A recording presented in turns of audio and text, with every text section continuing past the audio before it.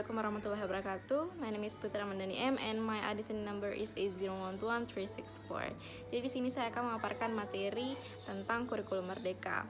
Jadi kurikulum merdeka adalah sebuah terobosan baru yang membantu guru dan kepala sekolah untuk mengubah proses belajar menjadi lebih relevan, mendalam dan menyenangkan. Tujuan utama dari Merdeka Belajar ini adalah mendorong perbaikan kualitas dan pemulihan dari krisis pembelajaran khususnya melalui kurikulum merdeka.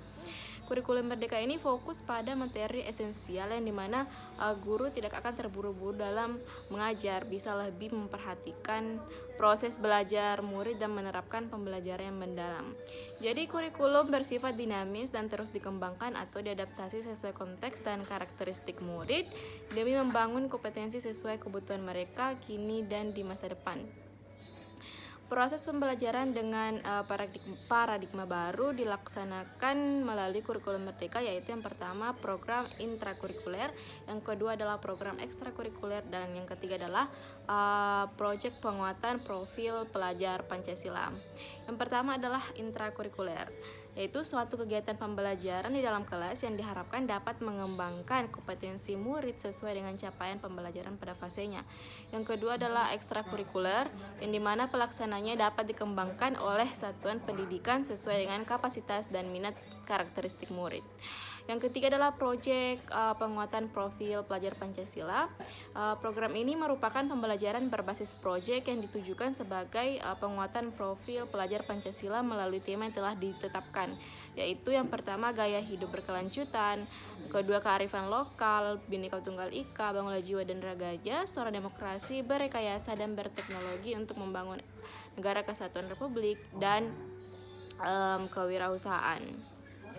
Next adalah sekolah penggerak, yang dimana ada yang disebut dengan asesmen.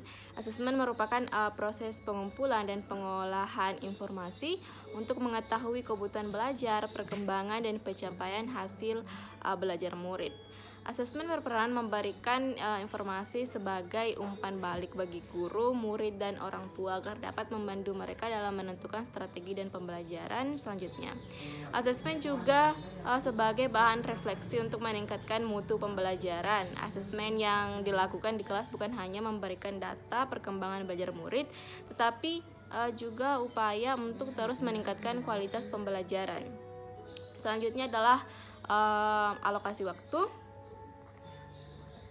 Satuan pendidikan juga memiliki keleluasan untuk menentukan alokasi waktu pembelajaran yang dapat diadaptasi, yaitu model reguler, blok, dan model kolaborasi dengan mempertimbangkan sarana prasarananya, jam mengajar guru atau strategi lainnya agar pengorganisasian kegiatan belajar berjalan dengan lancar. Adapun diantaranya seperti model reguler, pada model blok, dan model kolaborasi. Jadi perangkat ajar bukan hanya melalui buku teks, tetapi bisa menggunakan media lain seperti modul ajar, modul project, buku non-teks, video, dan media cetak atau digital.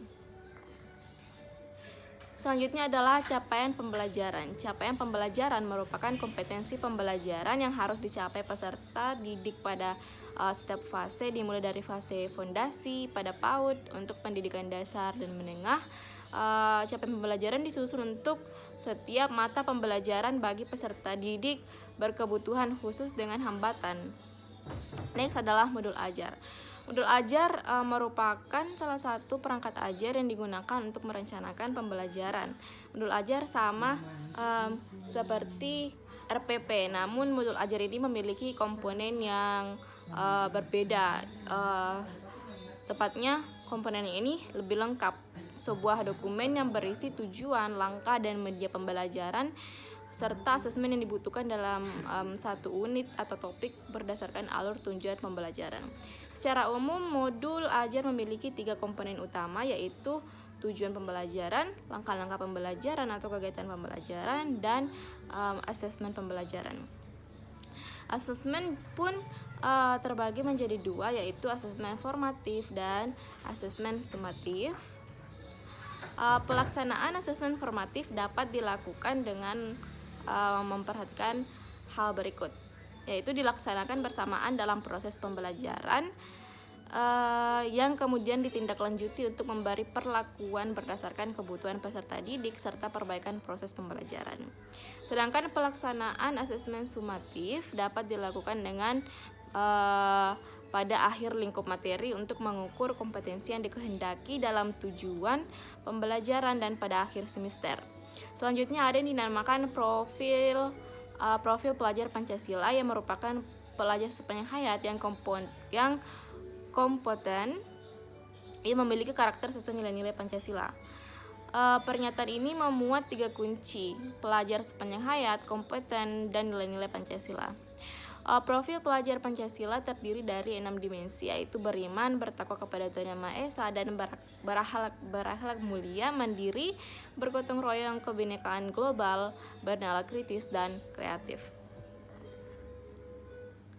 Proyek penguatan profil pelajar Pancasila menggunakan pendekatan pembelajaran berbasis project atau project-based learning yang berbeda dengan pembelajaran berbasis project dalam program intrakurikuler di dalam kelas. Proyek penguatan profil pelajar Pancasila memberikan kesempatan bagi peserta didik untuk belajar dalam situasi tidak formal, struktur belajar yang fleksibel, kegiatan belajar yang lebih interaktif, dan juga terlibat langsung dengan lingkungan sekitar untuk menguatkan berbagai kompetensi dalam profil pelajar Pancasila. Oke, terima kasih. Jadi hanya itu yang bisa saya sampaikan. Assalamualaikum warahmatullahi wabarakatuh.